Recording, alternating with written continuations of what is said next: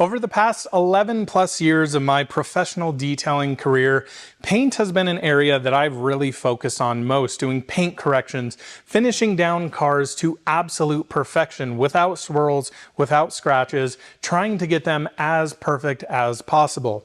Next to me here is a brand new Tesla Model X Long Range painted in Tesla's free option paint, Stealth Gray.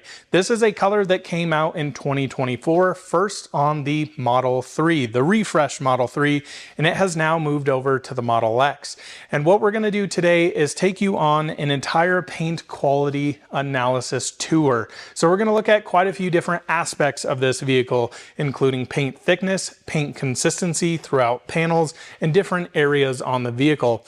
We're also going to look at orange peel because there's some very strange stuff going on here. We're going to talk about coloration between panels like bumpers and other painted metal areas. And then we're also going to look at factory defects. As of recent, Tesla has been really struggling pumping out cars with high quality from the Fremont factory in terms of paint quality. I've seen tons of dust nibs in them, tons of sanding marks, and really to me it seems like an absolute mess coming out of Fremont. So let's see how this Model X is actually looking.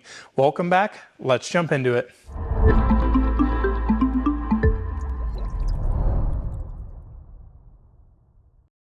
What we're going to do first off is I want to quickly walk around the car, get a feel of what the color looks like, talk a lot about texturing because there is some very weird stuff going on with the texturing here, the orange peel, the clarity of the finish. It doesn't seem that great in all honesty, and that's why I wanted to put this on camera. So let's jump into this here. Now, first off here, you guys will all know that orange peel is pretty much every manufacturer's vehicles, whether it's something like this Lexus over here, whether it's something like a Porsche, they all have levels of orange peel. And that's not really what we're talking about here, but there is very big discrepancies in terms of clarity. So I hope this comes through on camera.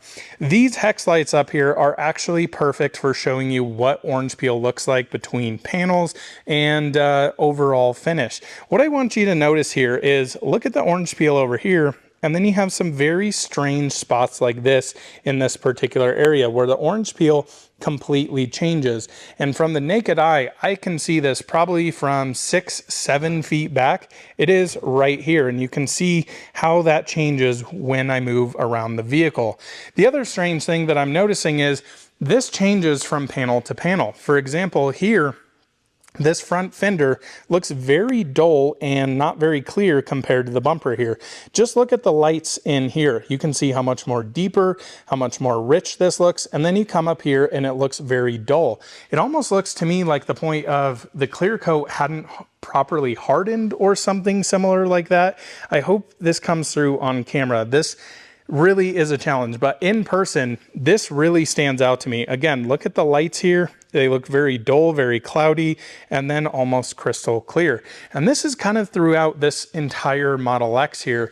You can even see it here on this A-pillar area here, where it looks very dull. As I move over here, the lights get a lot clearer. So I'm very interested to get a paint meter on this thing because I'm curious to see what that actually looks like in terms of paint thickness, paint consistency, and things like that.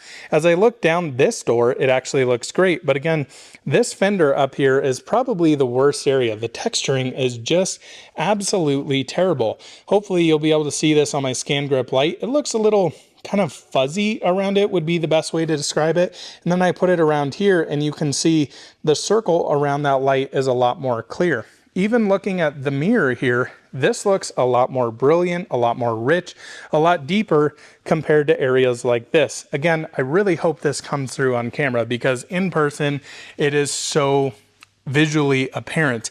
Even back here, this entire rear falcon wing door here, check out the texturing in this particular area. Looks very dull, very cloudy. Then you move up here and it looks a lot better. Now, I do want to quickly show you a Lexus GX 550 over here to show you what a traditional car looks like. We here have still quite a bit of orange peel, but you can see the clarity, the depth out of the paint looks a lot more richer, looks a lot more consistent from front bumper to fender to hood, plastic areas even. And this is what I normally expect. But then when you come over here to the Model X, it just looks very dull. And that's the only way I can really tell it to you guys. Even looking up here at this kind of A-pillar area, you can just see how cloudy this looks. And it's not giving the impression of a very nice paint job here on this particular Model X. Coming back here to the rear fender, again, up here, it just looks very, very dull. You can see all of this compared to up here that looks a lot more clear. Now, will this be able to be fixed? Absolutely. So by compounding this with more aggressive compound, we are going to naturally brighten this paint up. Again, the interesting thing here is this is my personal Model 3 performance, and you can see really the depth, the clarity in this paint. Yes, you do still have orange peel, but then you come over here and it just looks fuzzy. It looks very dull, looks very unnatural to me. Let's come around the other side. Maybe let's check the fender here. Yeah, look how fuzzy this looks. The camera is not having a hard time focusing. This is what it actually looks like. You can see it gets worse as I move around. So very interested to see why this is so bad.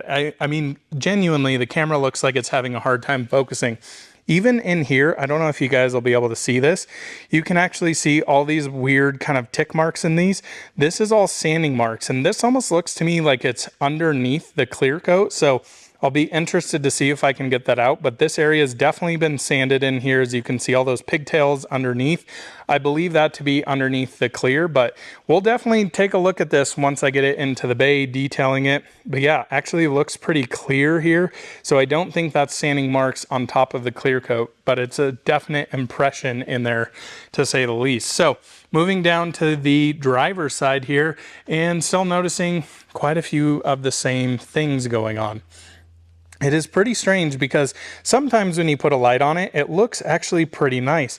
Outside in the sunshine, it looks good. These lights are definitely meant to make it look worse than it probably is, but that's the whole point of detailing, is I want to get this thing as dialed in as humanly possible. It's just so strange. Again, I really hope this comes in on camera at the different textures that you have throughout this entire car.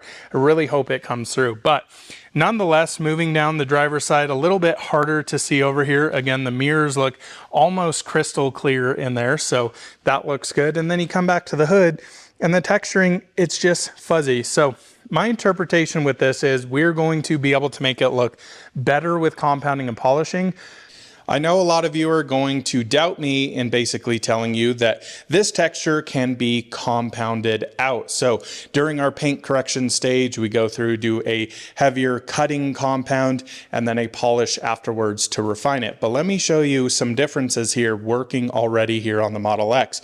So this area over here had some really nasty texture. This area up here, I've already done an initial cutting compound on. Of course, still needs some polishing refinement. But look at the difference in the depth, the clarity of the paint. It is a huge difference. Now down here on this fender where it was really bad, I did a 50-50. So watch as this moves across here. I hope you can see that perfect line right there. Lots of haze in this, looks very dull, and just, it's not very crystal clear. Now just coming over here, makes a huge difference.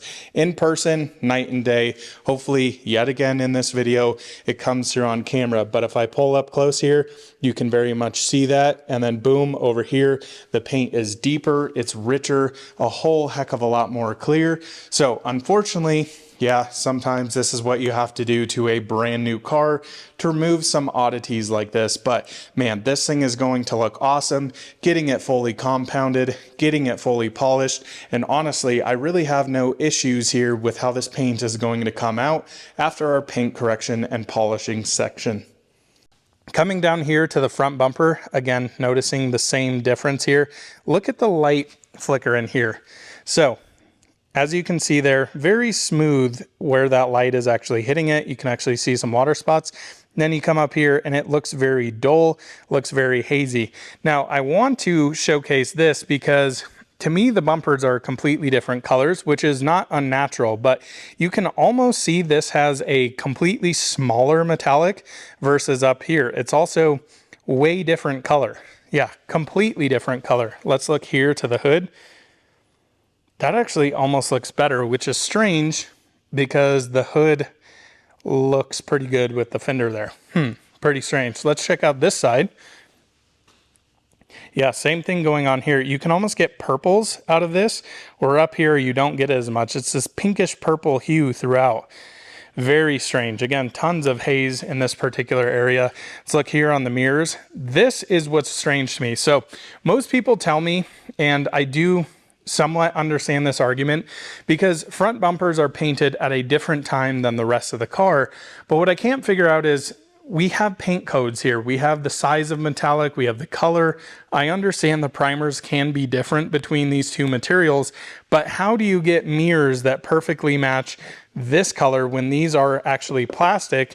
This is plastic but doesn't match that. That's what I can't understand here. It's very strange. Now I will tell you, I'm going to overlay a clip here of what this car looks like outside, because the rear bumper almost looks like it's midnight silver metallic compared to the rest of the paint. It is very different. So in here, yeah, same thing going on with that front bumper. Again, more pinks, more purples, and then totally different size metallic there. I really hope you guys can see that.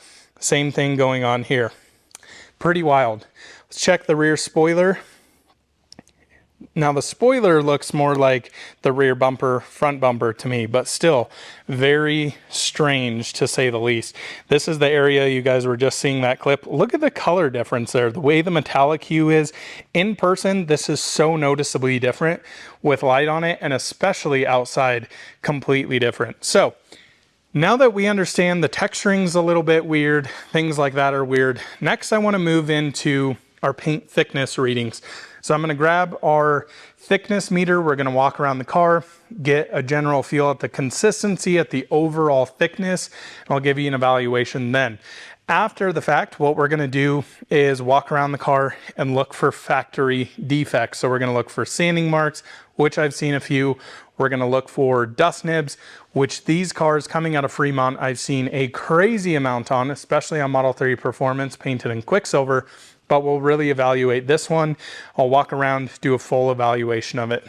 And here we have our paint meter. This is by no means a, couple $1,000 paint meter, but this will give us a general feel of the thickness and the consistency of the paint. Now, this particular machine has been calibrated using the calibration strips. It's about 1 to 3% difference. So when we're measuring this thin of paint, because paint on average is really the thickness of a sheet of printer paper, around 4 to 5 mils, it's pretty small differences there. So this is an overall feel. It's not exact, but I still think this is a very consistent tool to use. So let's get a feel here. So 490, so that's a little bit higher. Most cars that I like to see are between 4 to 6 mils. Now some cars like Porsche paint to sample stuff, I've seen, between 13 and 16 mils. It's just very dependent on the color and the thickness.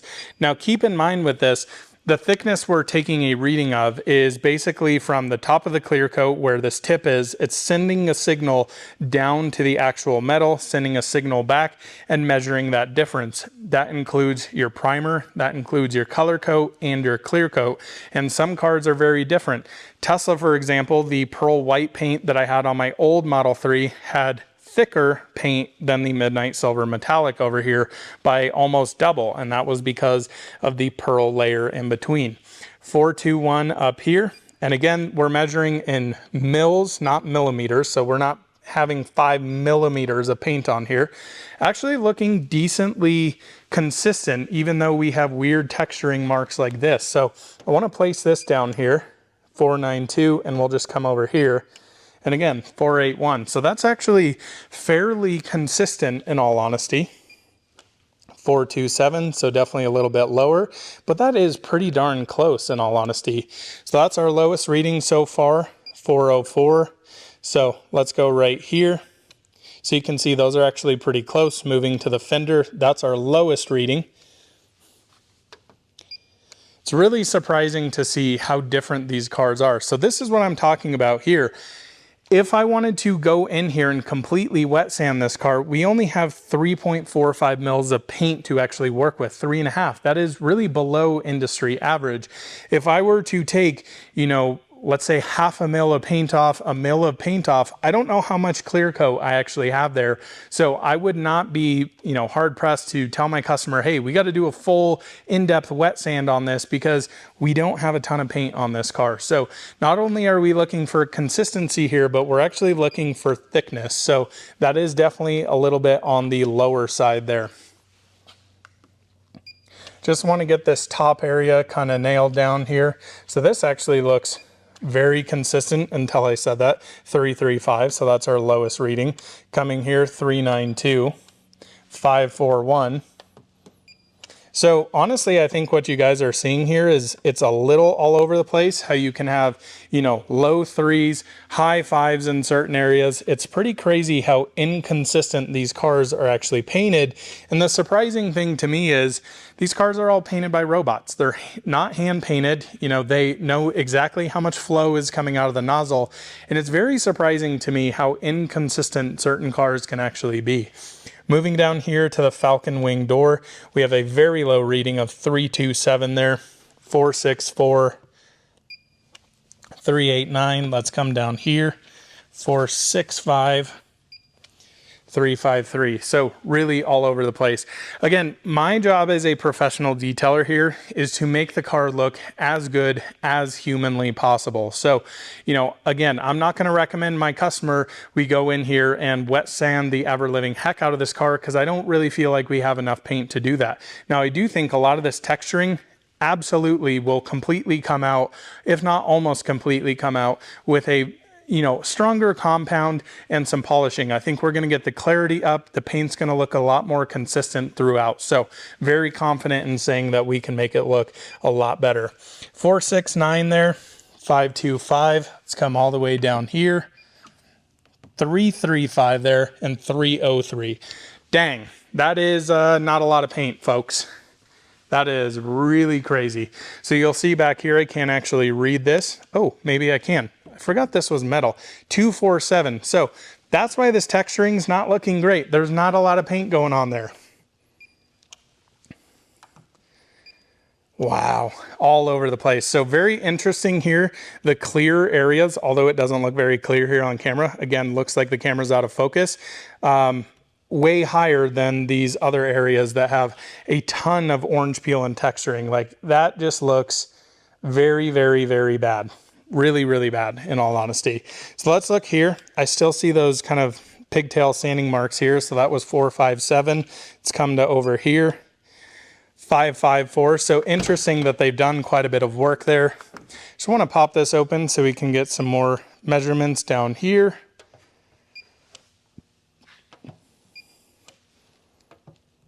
Wow, this actually looks really good throughout. It's wild. It's really wild how different these cars actually are. Pretty surprising to say the least, isn't it? So this area on the other side is pretty low. It's still low there. Wow. This is crazy. It's all over the place. So yeah, I'm going to tell you here my evaluation. This will definitely play a role into it, but not having a ton of confidence here looking at in terms of very quality feeling paint because for one, it's not consistent in terms of the clarity of the paint. Again, just looking at this mirror, very crystal clear. Then you come down here and it looks extremely dull. Pretty freaking wild here. So let's come back here again. Falcon wing door 343.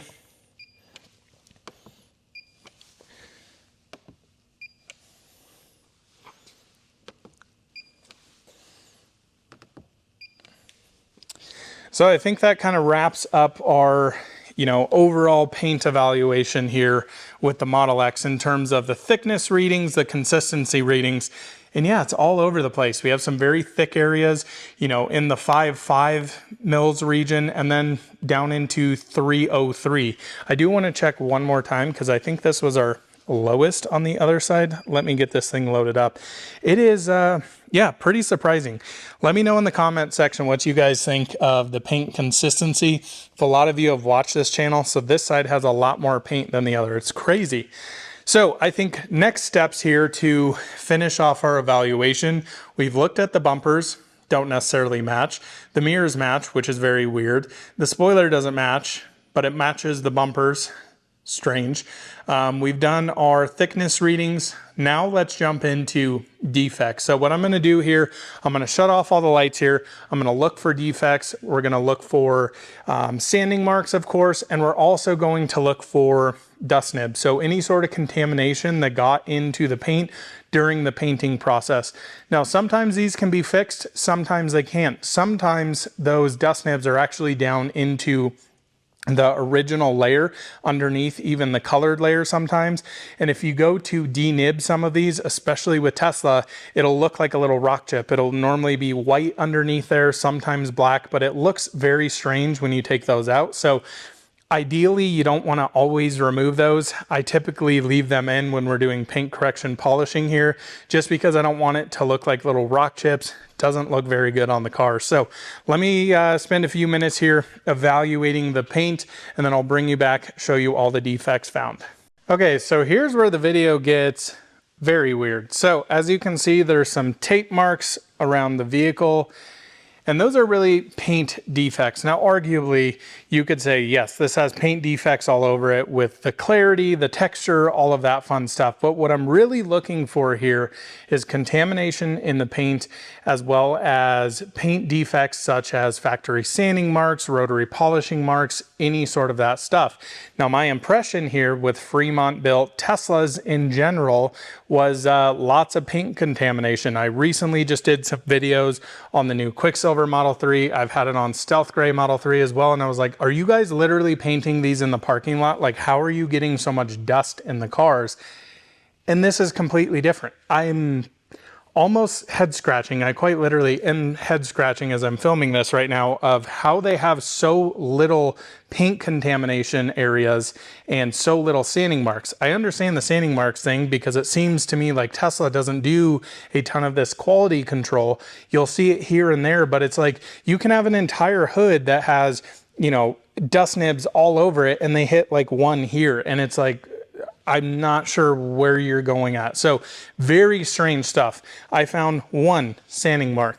So let's quickly walk around this because this is about as surprising as possible. Now, the dust nibs in here are not bad, but I'm trying to find some here so that I can actually show you. You can see right there, that's a little dust nib there. So that's what it looks like. Essentially, a piece of dust falls on the paint cures over it. You have a little bit of contamination. Some are worse, some are not as bad here. You can see this one.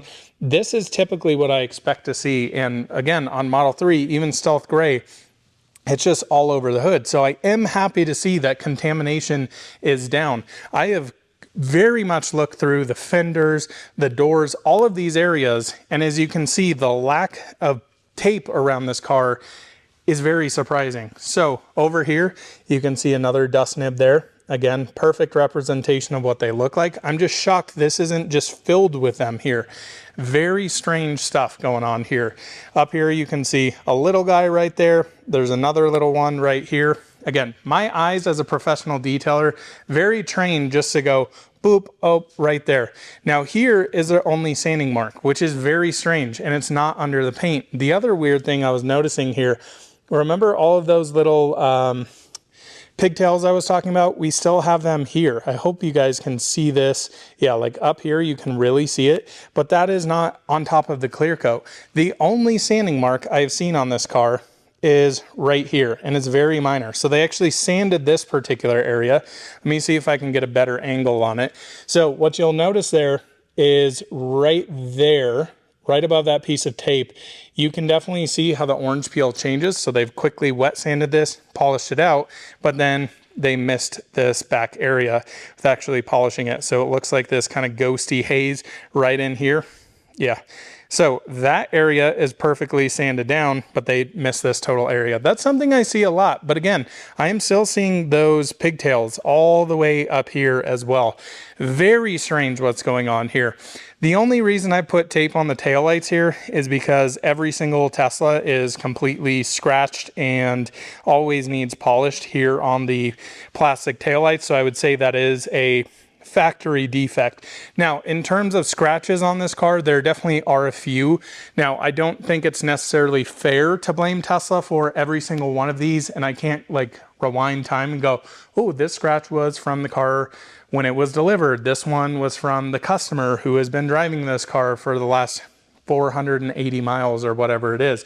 But the strangest thing with this review, we've gone through it. The paint texturing is very strange, which I know can be fixed. The paint thickness readings are all over the place, but the things I'm most impressed with here is the lack of contamination in the paint.